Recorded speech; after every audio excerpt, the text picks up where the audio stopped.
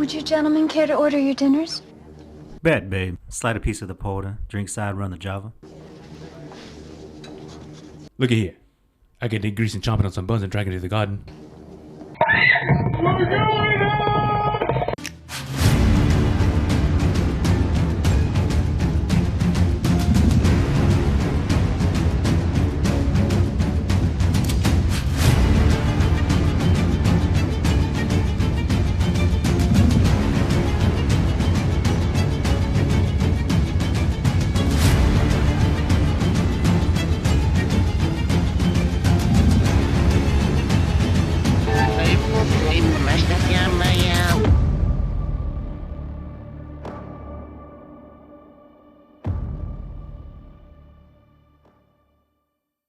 Hello, and welcome to Misfit Apparitions, the podcast. Thank you for being here. I'm Don. And I'm Ernest. And we are your hosts for another journey to historical locations known in paranormal circles as being haunted. We can be reached at misfitapparitions.com as well as on Facebook, Instagram, Twitter, and our YouTube channel with the new handle at Misfit Apparitions. If you enjoy our podcast, please consider giving us a like or thumbs up and let others know about us. We would so much appreciate that, and it would go a long way with the team. You can also drop us an email at mapod@misfitapparitions.com. That's MAPOD at misfitapparitions.com. So before we begin tonight, we want to acknowledge Slovenian composer Rok Nardin, whose portions of music from his title, The Mad Prince, play at the opening and sometimes closing of each episode. It's just really good music. How you doing tonight, Ernest? I'm doing good, man. How you doing? I'm trying to stay warm. Oh, I know. Yeah. These temperatures just changed overnight. Yeah, winter, at least a southeast Texas winter has arrived. We had 80s yesterday. Yeah. High of 81, and then last night was like 44. Yeah, we won't see 80s for a while. And especially since we'll be traveling about 900 miles north of our current location to the state of Iowa. We'll be investigating the Villisca Axe Murder House and the Malvern Manor, both within 2 days. So tell us a little bit about the challenges that await us at Villisca. Well, the challenge is first thing is going to be, it's going to be cold. You're looking at lows 17, highs 25. And both locations, at Villisca and at Malvern, there's no power, there's no light, there's no heat, nothing. So yeah, it's going to be a challenge. That's going to be a big challenge for us Texans. Yeah, that I don't know what to do. My joints are already cold, and just being in a house for the amount of time or locations without any heat, and you got to really fight the temptation to go to your car because, for one thing, we've never been there before, and this place is so on the map with a lot of paranormal people that you don't want to waste any kind of opportunity at all. So challenges there with the weather. We do have a heated restroom, I believe, in the barn, and that's it. That's correct. Yeah, that's the only parked. That's it. It's heated. I'm wondering if we'll all be fighting to see how many times we need to go and use the facility. There will be no smoke breaks in the restroom. No. Mike, our skeptic, says he's looking forward to just being outside. Yeah. So I'd like to see him, how long he'll last. Exactly. 1-2 hours maybe, but, you're going to be out there for all night. All night. And what are you going to do in a house that has no heat? There might be a few degrees warmer in the house, but it's still going to be below freezing. So the one good thing we're really looking forward to is our friend Ariel from Historically Haunted. She's the host of Historically Haunted. We've kind of been pen pals for, I guess, a year or two, and been listening to her podcasts, both of us, and she does really good work. She does a really good research, and she's just on top of everything. So we hit her up at the beginning of the year sometime about when we knew we were coming here, about, hey, what about an interview while we're doing a live investigation, and she's all for it. So we're totally looking forward to that. We're recognize the challenges that were there, but dotting our I's and crossing our T's to make sure everything's going to be working, and we're on top of all the ahead of the technical issues that may occur. So that'll be fun. Yeah, I'm looking forward to that. Yeah, that's gonna be great. I can't wait to get that call. It's gonna be a phone interview, and it'll air on her podcast. Yeah, it'll be during our investigation there. Yeah. So who knows what can happen? Right. Yeah. Maybe Crystal will hear something and scream again. There you go. Yes. That'll be something. All right. So today's episode goes way back, all the way back to the early 18th century. The location is Goliad, Texas, and the place, Presidio La Bahia, a fort that served the interests of 4 nations and is well known for its military, cultural, and religious importance, yet is also home to a fair amount of paranormal activity and residual energy due to the battles and violence that took place there, most notably the Battle of Goliad in 1835 and the Goliad Massacre in 1836. Spanish for Fort on the Bay, Presidio La Bahia was built in 1721 upon French explorer Robert de la Salle's ill-fated Fort St. Louis, along the western bank of the Garcitas Creek near present-day Port Lavaca, for the purpose of preventing additional colonization attempts by the French. However, because of the difficulties with the Native American Karankawas, the fort relocated further inland in 1726 along the Guadalupe River in present-day Victoria. And for the next 23 years, Presidio La Bahia found success in cattle ranching and farming, becoming self-sufficient and able to supply plentiful food to Texas missions. Upon the recommendation of José de Escondo, a Spanish colonizer and member of the Spanish military, the fort relocated one last time in 1749 to its present location along the San Antonio River near present-day Goliad for supporting and defending settlements along the Rio Grande. When built, the fort consisted of some small wooden structures and roughly 40 grass huts surrounded by a rectangular wall made of wooden poles. Decades later, and after the end of the French and Indian War, Spain ordered surviving Texas forts closed except for Presidio La Bahia, which was then rebuilt with stone replacing the wood in the structures and walls.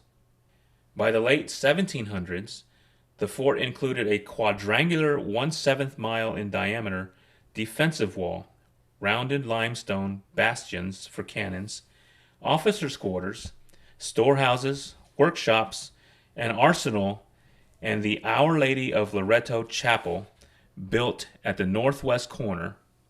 The church had an impressive arch entrance, octagonal choir loft window, massive bell tower, and a small side chapel. At this time, being the sole Spanish fort located between the Rio Grande and Mississippi, Presidio La Bahia became a vital stopover for military and trade routes. In November 1812, during the beginnings of the Mexican War of Independence, Mexican revolutionary José Bernardo Gutiérrez de Lara, who vowed to liberate Texas, led an uprising that included support from U.S. Army Lieutenant Augustus McGee, disgruntled Spaniards, and adventurous Americans.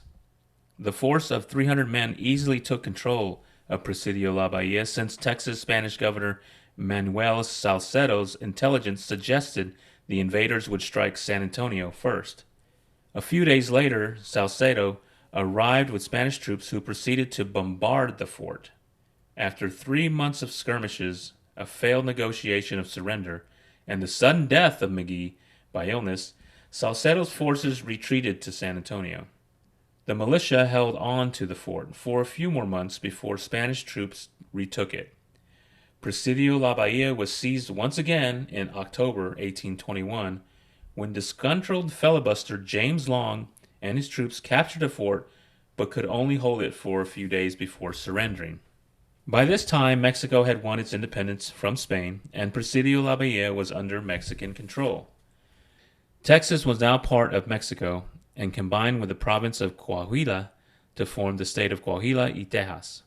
Concerned over Indian raids, the Mexican government relaxed immigration policies for the new state so long as immigrants supported Mexico's ban on slavery, practiced Mexico's official religion of Catholicism, and spoke Mexico's official language, Spanish. Americans moving to Mexico were not accustomed to these types of restrictions. The Mexican government suddenly became concerned about the obvious instability and implemented laws that increased taxes on the land and prohibited further immigration to Texas.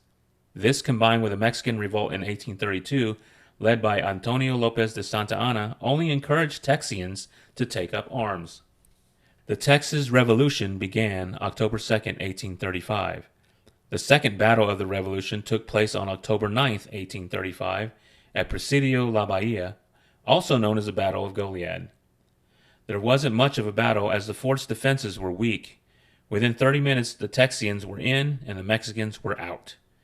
On February 12, 1835, Colonel James Fannin arrived at Presidio La Bahia on the request of General Sam Houston to defend Goliad. Fannin renamed Presidio La Bahia Fort Defiance. The Alamo fell on March 6, 1835, and when the news finally reached Houston, he ordered troops to abandon Presidio La Bahia, which Fannin and his men did, but Fannin delayed their retreat until March 19, 1835. The delay cost him and his men valuable lead time, which led to further delays because of a cart breakdown and his concern for his ox to graze. Ultimately, at Coleto Creek, Fannin and his men were surrounded by the Mexican cavalry led by General Jose de Orea. For the remainder of the day and throughout the night, and low on supplies including water, Fannin's men stayed on defense.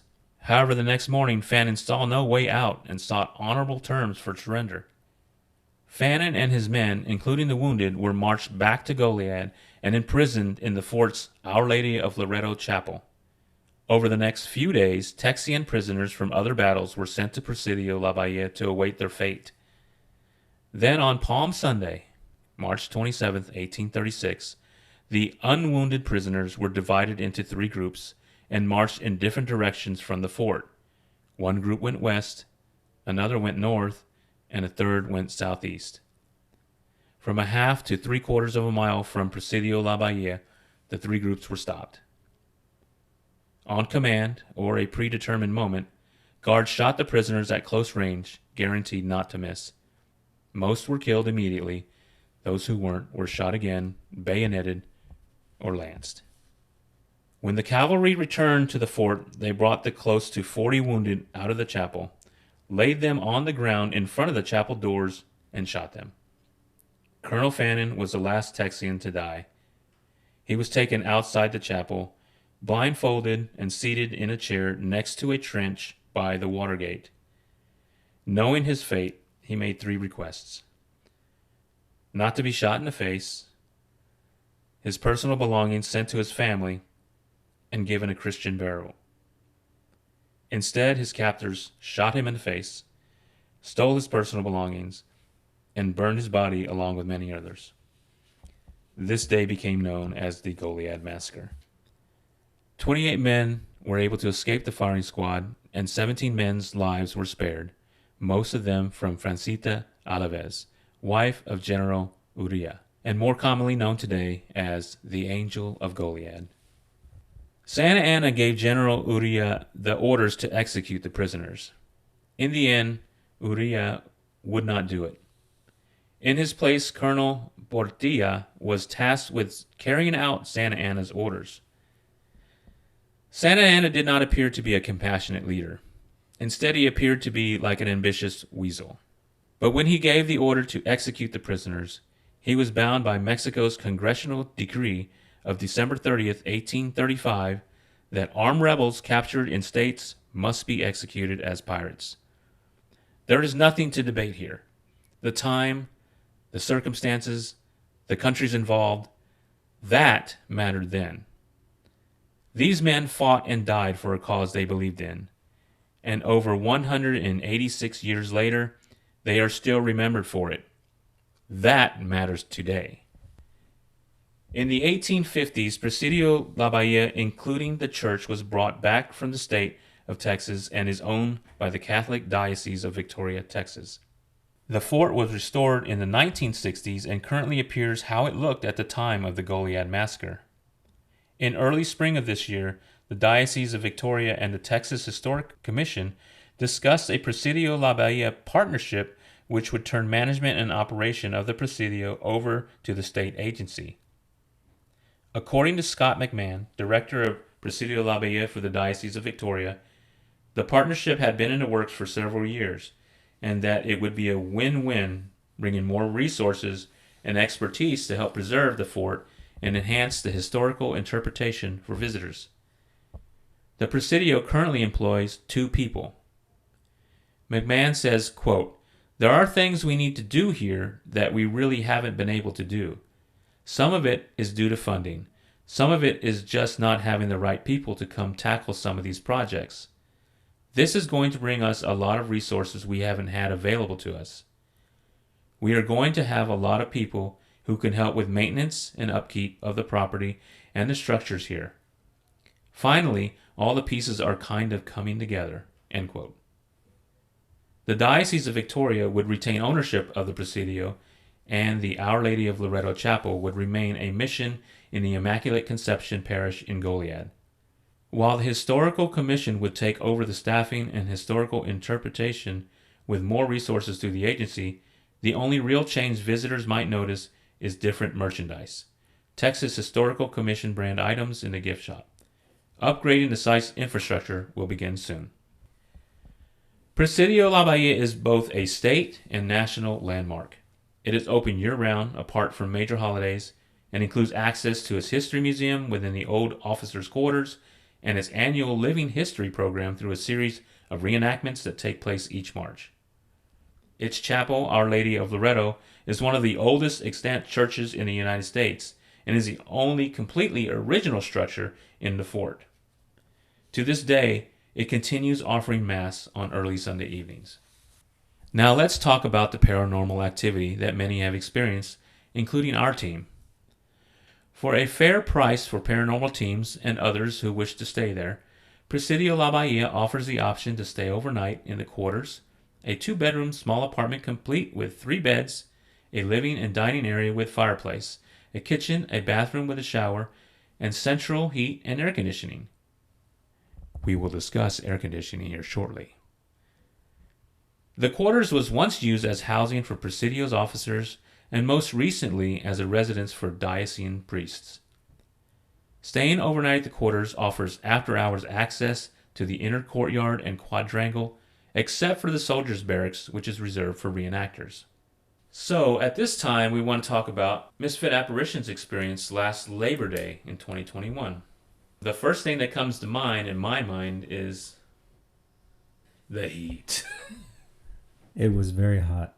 I mean, hot. There was, the quarters that we stayed in, the AC was just running 24/7, and It never got below 78. Yeah, it never got below 78, and it was just on.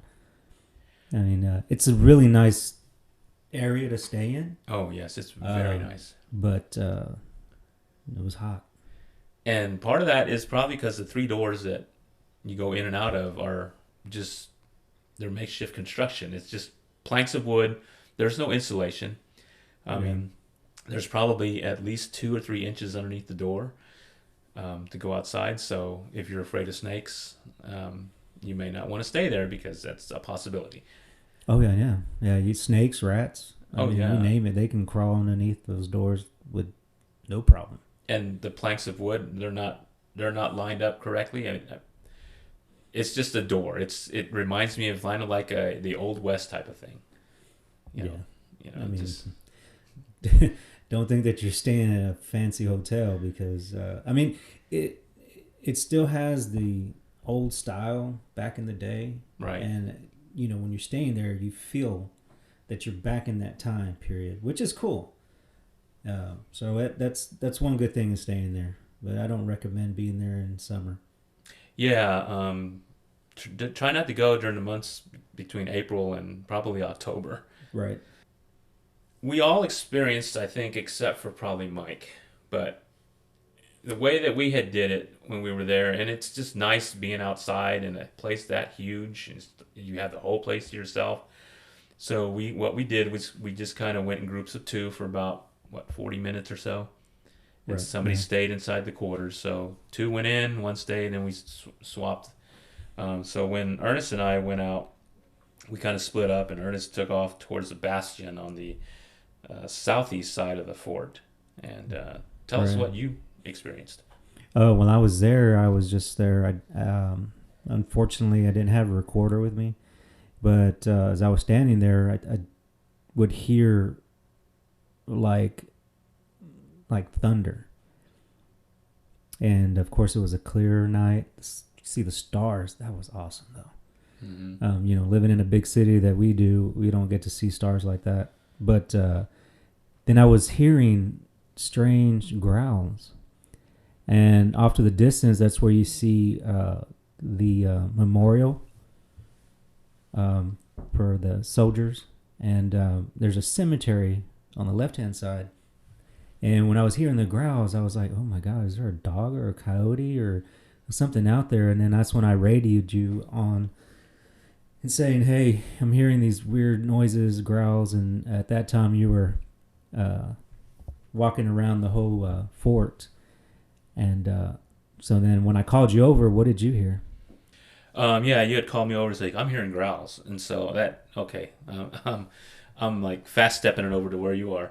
So this bastion that has a ramp that goes up to it. When you look on the other side, it's probably about 15 feet high. Mm-hmm. So yeah, and I had like a GoPro cam on a helmet, which was on a bike helmet. So at that time, yeah, we were still green. We were modifying equipment, and so Yes.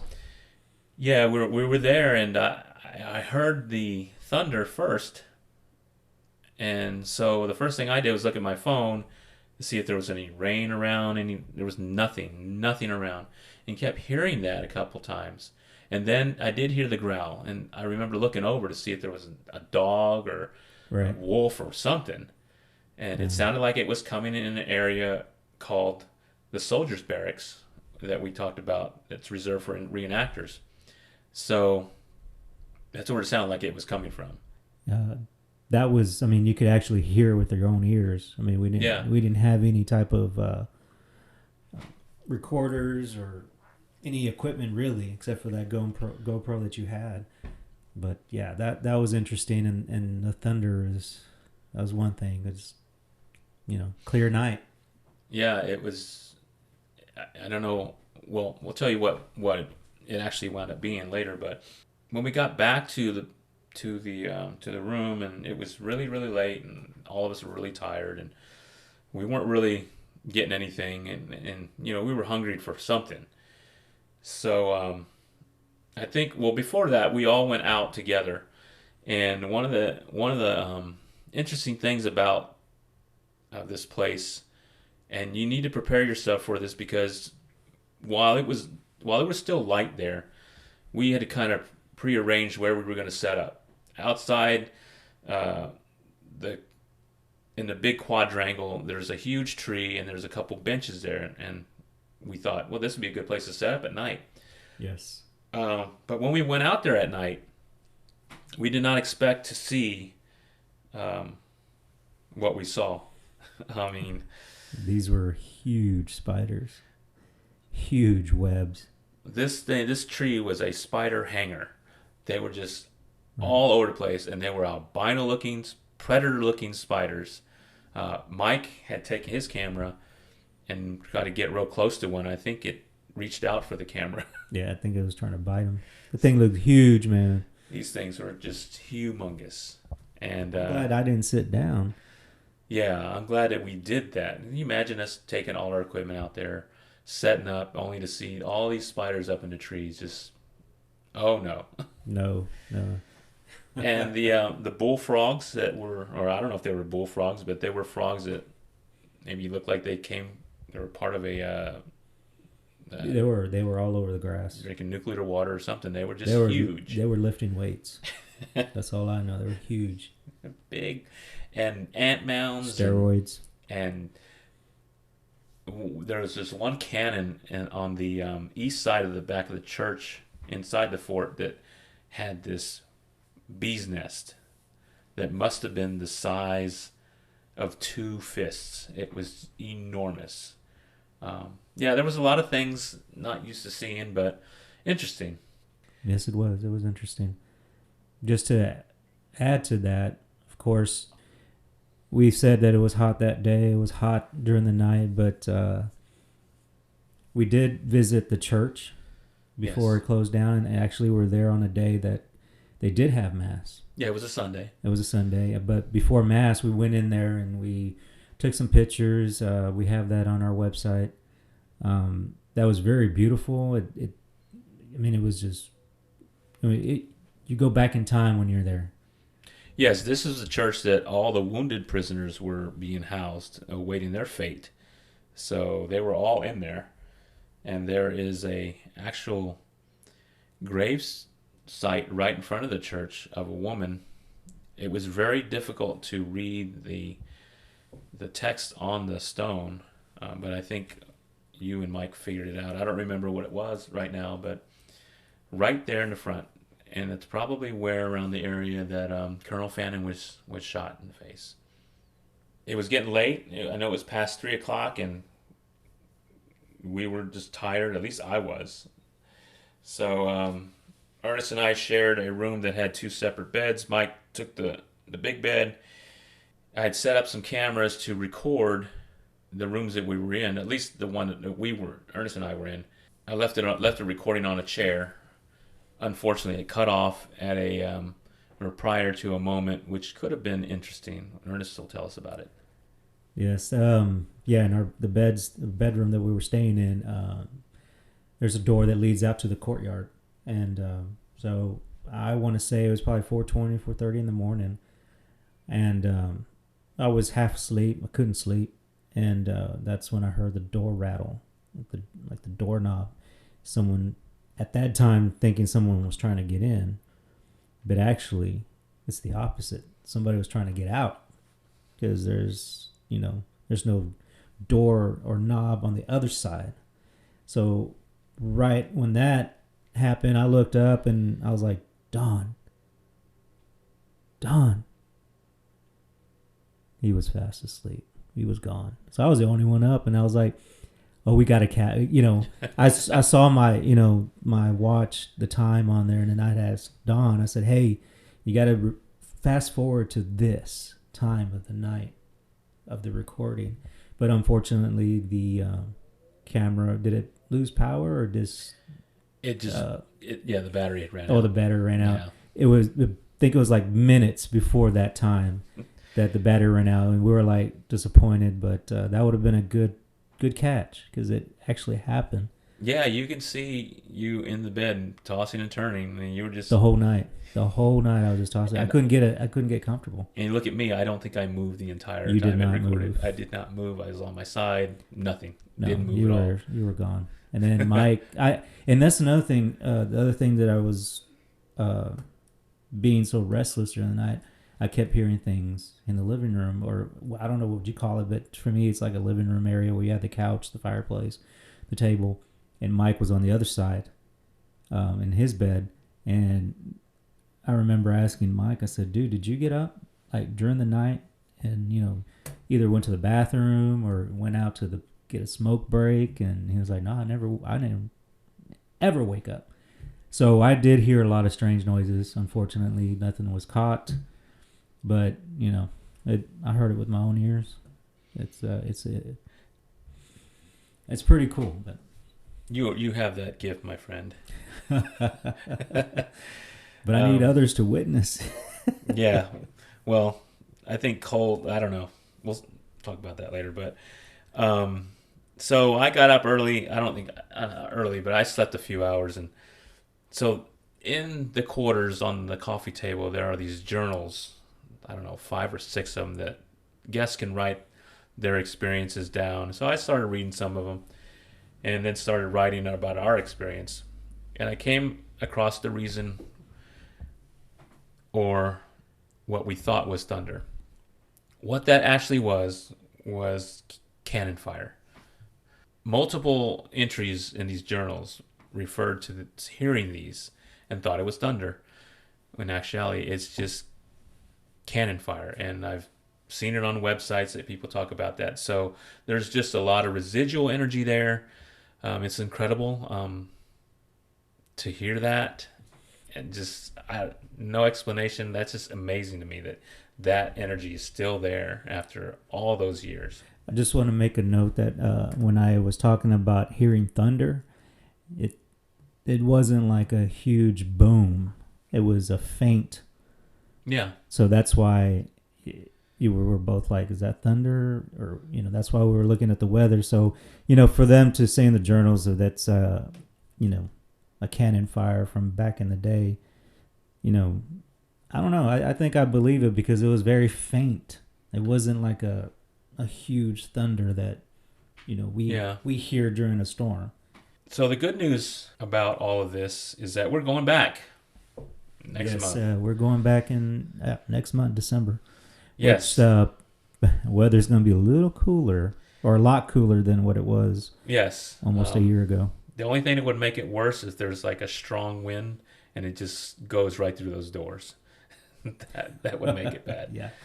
But you can always bundle up, when you're in a hot place like that, there's really nowhere else to go but nudity, and I don't think any of us wanted that. So no, sir. We shouldn't be sweating at all. But yeah, we are returning December 19th. Yeah. So that'll be I wanted to add one more thing, Don. Is when we were staying there, and this was during the day, because during the day when I think we checked in at 3 p.m. So at 3 p.m., we checked in just like normal hotel, and so we were getting our stuff ready. We were, charging our batteries, etc. And we've had 2 people come in from the courtyard, and we're like, they come in like, oh, I'm sorry, and it's like, and then one time from the other side of the door, these a gentleman and his son came in, and then he looked at us and he's like, "Is this the church?"